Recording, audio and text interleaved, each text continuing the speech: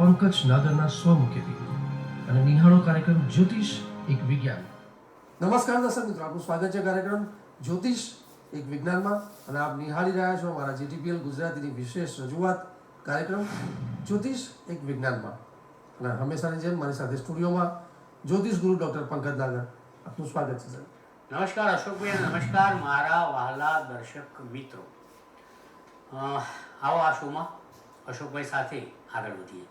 બિલકુલ પંકજભાઈ, ગયા એપિસોડમાં પણ આપણા કેટલાક સુંદર પ્રશ્નો હતા દર્શક મિત્રોના અને એની પ્રશ્નો સમાધાનમાં ખૂબ સુંદર ચર્ચા કરી. ત્યારે ઘણા બધા કોમન સવાલો હોય છે અને એમાં સારા અત્યારે ક્વેશ્ચન પણ આપણી પાસે આવી રહ્યા. ત્યારે એક કોમન જે સવાલ હોય છે એ એમાં આપણે એક વ્યુવર્સનું નામ સાથે પણ ઉલ્લેખ કરું છું કે કલોલથી એક કૌશિકભાઈ ઉપાધ્યાય છે, એમનો પણ સવાલ છે કે જે આંગળીઓમાં જે નંગ ધારણ કરતા હોય તો એની માટે એ ધારણ પહેલાં તો કરવા જોઈએ કે ના કરવા જોઈએ એની વાત છે, અને ક્યારે કરવા જોઈએ અને કે એને એક એની પ્રોસેસ શું હોય છે એક્ઝેક્ટ એની માટે એક વિસ્તારથી ચર્ચા માગી છે. ચોક્કસ.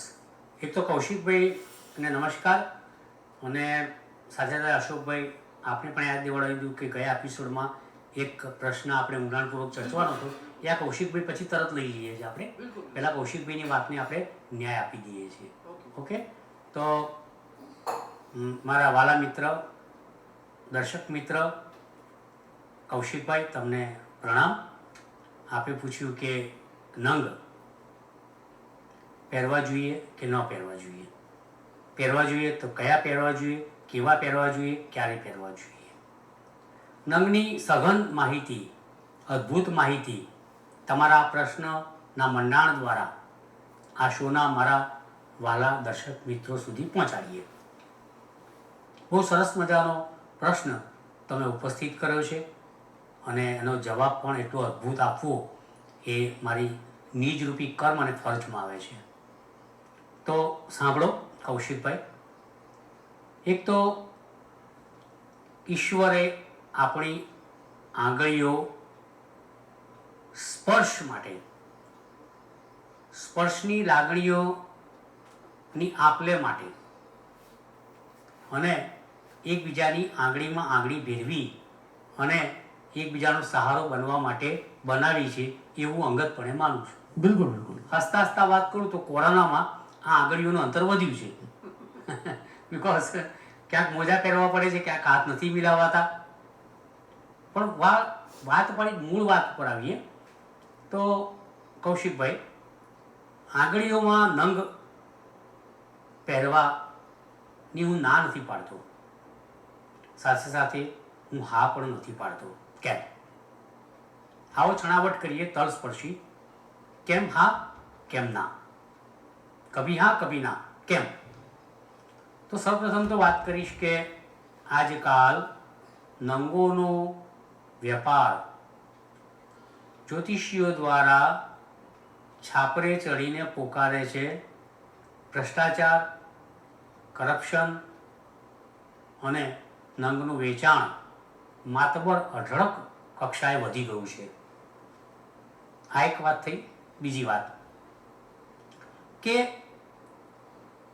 જો નંગો આટલા બધા મળતા હોય તો એક વાત નિર્વિવાદ અને સ્પષ્ટ છે કે જે વસ્તુ ખૂબ જ વિપુલ પ્રમાણમાં મળતી હોય એની સત્યતા, એની જેન્યુઇનનેસ, એની ગુણવત્તા, એમાં ક્યાંક ખામી, ક્યાંક શંકા ચોક્કસપણે માનવ મનની અંદર આવે. આટલા બધા નંગો ક્યાંથી આવતા હશે, કેવી રીતના બનતા હશે, એની એક વાતને સમજવાની કોશિશ કરીએ. સાચા નંગ કેટલા? ધારો કે બર્મન રૂબી હોય, સૂર્યનું માણેક જેને આપણે કહીશું, તો બર્માની ખાણમાં હું જ્યોતિષ જ્યારે શીખ્યો 1984માં ત્યારે બર્મન રૂબી મળતું હતું. હવે આજે 2020માં બર્મન રૂબી મળે છે. તો એવી તો બર્માની અંદર એવી કેવી ખાણો છે કે બર્મન રૂબી નીકળ્યા જ કરે છે? તો બર્મામાં રહેવાની જગ્યા નથી શું? ખાણો જ છે બધી માણેકની. બીજી વાત કરું, જામ્બિયન એમરલ્ડ દૂધ આવે એમરલ્ડ એટલે બુધ, પાનું એને ગુજરાતીમાં આપણે કહીશું. તો જાંબિયામાંથી બધા બુધના નંગ ઢગલે ઢગલો આવે છે. જાંબિયન એમરલ્ડ છે. પહેલો ફાયદો થશે, એક જગ્યાએ જાઓ તો જાંબિયન એમરલ્ડ લીલું હોય, બીજે જાઓ તો ગાઢું લીલું હોય, ત્રીજે જાઓ તો કોકાકોલા ગ્રીન હોય, ચોથી જગ્યાએ જાઓ તો આછું લીલું હોય. કંઈ આ જે છે સમજ બહારનો વિષય એક છે. સાચા નંગો મળવા એ બહુ અલભ્ય અને દુર્લભ છે અશોકભાઈ, નથી મળતા સાહેબ, બરોબર છે. હવે જો સાચા નંગ મળતા જ ના હોય તો એને ધારણ કરવાથી એનું પરિણામ પણ ખોટું જ મળવાનું છે. આંગળીમાં નંગ ધારણ કરો કેવા, હું 2-3 ઉદાહરણ તમને આપું કે ટાઇટેનિક ફિલ્મની અંદર એની હિરોઈન એણે નીલમણી પહેરેલો, it is called blue sapphire, નીલમ પણ કહે છે એને. અને યુ નો વેરી વેલ કે આ ટાઇટેનિક જહાજ આખું પેલા નીલમ બ્લુ સેફાયરના કારણે જળ સમાધિ લીધેલી, બરોબર? યાદ આવે છે ને તમને? બહુ પ્રચલિત ફિલ્મ હતી આ. એ સાચા નંગનો પ્રભાવ લેટર ઓન આપણને ખબર પડી કે ભાઈ આ ટાઇટેનિકને ડૂબાડવામાં પેલો નીલમનો બહુ મોટો નેગેટિવ નકારાત્મક ફાળો હતો. જો આ થઈ સાચા નંગની ખરાબ અસર, પણ નંગની અસર તો ખરી ને. સાચા નંગની સારી અસરો પણ હોય છે. હું તમને બીજું ઉદાહરણ આપું કે સારી વસ્તુ જ્યારે તમારા જીવનમાંથી વિદાય લે ત્યારના પરિણામો માઠા હોય. મહારાણા પ્રતાપને, આપણો મેવાડી હીરો, લાખ લાખ સલામ એને સાહેબ, એણે અંગ્રેજો સામે, મુગલ સામ્રાજ્ય સામે એટલા બધા યુદ્ધ આદર્યા કે રાજપૂતોની આન બાન શાન બની રહ્યા. ભામાશાહની નજીક, ભામાશાહ સાચા અર્થમાં દેશપ્રેમી, આજે તો આવા માણસો અશોકભાઈ મળવા પણ મુસીબત છે. તો આ ભામાશાહે મહારાણા પ્રતાપને એમના જન્મદિન નિમિત્તે એક સુંદર મજાનું અસલી પાનું આપેલું, જેની કિંમત આપણે આ શોની અંદર ચર્ચા નહીં કરી શકીએ કારણ મને ખબર જ નથી. પણ એ પાનું એટલું અદ્ભુત હતું કે મહારાણા પ્રતાપના લલાટે ભાગ્યમાં યુદ્ધના વિજય અને એમને જય વિજયની પ્રશંસા દિન પ્રતિદિન વધતી જ રહી હતી. પણ અચાનક જ એમના પ્રિય ચેતક ઉપર યુદ્ધ કરતાં કરતાં ભાલાબાજીની અંદર, ભાલો જોશથી ફેંકવાની અંદર એમના આંગળીમાંથી પાનું નીકળી ગયું. હવે યુદ્ધના રણભૂમિમાં આ પાનું ક્યાં ખોવાયું કોને ખબર. પણ ત્યાર પછી દર્શક મિત્રો અને અશોકભાઈ સમજવા જેવી વસ્તુ છે કે રાણા પ્રતાપના માઠા દિવસોની શરૂઆત થઈ. જે ભામાશાહ એમનો શુભેચ્છક હતો, જે કોઠારી હતો અને રાજ્યને ઉપર લાવવા માટે મદદ કરતો હતો, એ ભામાશાહની સ્થિતિ પણ કથળી. જોકે અલબત્ત છેલ્લી ઘડીએ મહારાણા પ્રતાપને સાથે કોઈ ઊભું રહ્યું હોય, એને કોઈ મદદરૂપ બન્યું હોય તો માત્ર માત્ર ભામાશાહ હતા. આ એક તેને કહેવાય ને કે નમકની વાત છે. આ એક વફાદારી, નમકની વફાદારીની આ વાત છે. તો આ સાચું પાનું ખોવાના કારણે રાણા પ્રતાપ દર દર ભટકતા થઈ ગયા. નીલમના કારણે ટાઇટેનિક ડૂબી ગયું, પાનું ખોવાયું તો રાણા પ્રતાપ ખોવાઈ ગયા. ત્રીજી વાત કરું, કશુંભી આપણે જેને ધી ગ્રેટ બ્રિટન કહીએ છીએ. હા, ગ્રેટ બ્રિટન બન્યું કેવી રીતના? પેલા લોકોએ 400 વર્ષ સુધી આપણને ગુલામીમાં રાખ્યા અને છેવટે પેલો કોહિનૂર નામનો હીરો ઉપાડી લઈ ગયા. જો આ હીરાનો ચમત્કાર. હીરા એટલે ડાયમંડની વાત કરું છું, કોઈ બહેનની વાત નથી કરતો. તો આ હીરો જે છે ડાયમંડ, એ આ લોકો અહીંથી પડાવીને લઈ ગયા બ્રિટનની અંદર, ત્યાં સ્થાપિત કરેલું છે, પ્રદર્શનમાં મૂક્યો છે, એના પૈસા લેવાય છે, તમે જોઈ શકો છો. આ હીરો ગયા પહેલાં બ્રિટનની પરિસ્થિતિ અને ત્યાં સ્થાન પામ્યા પછીની પરિસ્થિતિમાં બ્રિટનની જમીન આસમાનનો ફેર. હીરાના આગમન પછી, ત્યાં પ્રસ્થાપિત થયા પછી Britain has become the great Britain. જુઓ એ હીરામાં કેટલી તાકાત હતી, એને મહાયુદ્ધો કરાવ્યા. આ નંગની તાકાત કહેવાય અશોકભાઈ. અને બ્રિટનને ગ્રેટ બ્રિટન બનાવ્યું. હજુ જુઓ તમે ગોળ ગોળ ફરતા આવો, મોટા મોટા મહાસત્તાઓ ગરીબ થઈ જાય, દરિદ્ર થઈ જાય છે, તકલીફો આમાં આવે છે, પણ બ્રિટન હજુ જોજો તમે એનું એમનું એમ અડીખમ છે. Why? Because of that particular diamond. મેં 3 ઉદાહરણ આપ્યા. એક કોહિનૂર હીરો, બીજું મહારાણા પ્રતાપે આંગળીમાં પહેરેલું પન્ના, અને ત્રીજું ટાઇટેનિકની હિરોઈને પહેરેલું નીલમ. આ ત્રણેય બનાવો જુઓ તમે, ક્યાંક પોઝિટિવિટી છે, ક્યાંક નેગેટિવિટી છે, પણ અસર છે. તમે સાહેબ જુઓ, બચ્ચન સાહેબ હોય તો કાશ્મીરી નીલમ પહેરે છે. અનુપમ ખેર જુઓ, શ્રીલંકન સાચું ટોપાસ પહેરે છે. જેની પાસે ખિસ્સા મજબૂત છે એમની પાસે નંગ પણ મજબૂત અને સાચું છે, અને કેરિયર પણ સાચી અને મજબૂત બિલકુલ છે. બિલકુલ. This is what miracle of the genuine original stone and James. હવે આ બધા આ જમાનામાં સાહેબ તમારી મારી તાકાત કેટલી? કાશ્મીરી નીલમ લેવા જાઓ 9 થી 10 કરોડ રૂપિયા થાય, અને પેલા જે તમને પહેરાવતા હોય 9 રૂપિયા 10 રૂપિયાનું કે આ પહેરો નંગને તમારી કારકિર્દીમાં ચેન્જ આવી જાય. કેવી રીતના આવે?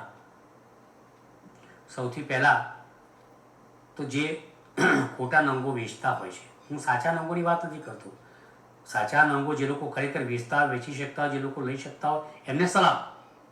પણ જે લોકો ખોટા નંગો પહેરતા હોય, તમને એમ કહેતા હોય, વેચતા હોય, તમને એમ કહેતા હોય કે આ નંગ પહેરેલો તમારો ભાગ્ય લે થઈ છે, તો એમની દુકાનમાં કે એમના ઘરમાં તો હજારોની સંખ્યામાં નંગ પડ્યા હોય, તો એમને કેમ નંગ વેચવા પડે છે? બરોબર ને? જો એ નંગ એમના જીવનનો રંગ લાવતું હોય તો પછી એમને નંગ વેચવાની જરૂર જ નથી, પોતે ધારણ કરી અને પોતે જ અબજોપતિ થઈ શકે છે ને. But Y they are compared to sell the stone and James, I mean to say duplicate fake stones and gems, because the fake stones doesn't work, fake gems don't work. એટલે એક વાત આ શોમાંથી ચોક્કસ કહીશ કે નંગો હંમેશા સાચા પહેરવા જોઈએ, ખોટા ન પહેરવા જોઈએ. બીજી વાત કરીશ કે હંમેશા સાચા રત્નોને તમારા જમણા હાથની અંદર પહેરવા જોઈએ. જમણા હાથમાં તમારી આ આંગળી પર, છેલ્લી આંગળી પર તમે બુધ ચંદ્ર ધારણ કરી શકો છો. આ ત્રીજી આંગળી પર તમે સૂર્યનું રત્ન ધારણ કરી શકો છો. વચ્ચેની મોટી આંગળી પર તમે શનિનું રત્ન ધારણ કરી શકો છો. પ્રથમ આંગળી ઉપર તમે ગુરુનું નંગ ધારણ કરી શકો છો, મંગળનું નંગ ધારણ કરી શકો છો. ત્રીજી આંગળી પર શુક્રનું નંગ ધારણ કરી શકો છો. વચ્ચેની આંગળી પર પણ ડાયમંડ તમે પહેરી શકો છો. કેવા નંગો, કયા નંગો, ક્યાંથી લેવા, ક્યાં પહેરવા, એની વાત થઈ. નંગની એક અગત્યની વાત કરી દઉં તમારી સાથે કે જો તમે નીલમ, સાચો નીલમ ધારણ કરવાના હો તો એની પોટલી વાળી અને ઓશિકાની નીચે 3-4 દિવસ મૂકી રાખવી જોઈએ. જો ખરાબ સ્વપ્ન આવે, દૂષિત સ્વપ્ન આવે, સ્વપ્નમાં સફાળા જાગી બેઠો, ઊંઘોમાંથી અચાનક જ ચીસાચીસ સાથે બેઠા થઈ જાઓ અને ઘરમાં ખરાબ બનાવ બનવા લાગે, તો સમજવાનું કે તમને નીલમ નડે છે. જો નીલમ ફળે તો તમને આખું જગત મળે, અને જો નીલમ ના ફળે તો કશું મળે નહીં અને આખી જિંદગી કળતર થાય તમને. આ એક સ્પષ્ટ વાત છે.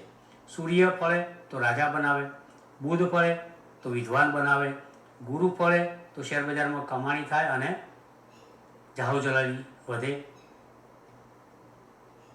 શુક્ર ફળે તો સ્ત્રીનું સુખ મળે, સંપત્તિનું સુખ મળે, મંગળ ફળે તો રોગ જાય, તંદુરસ્તી વધે.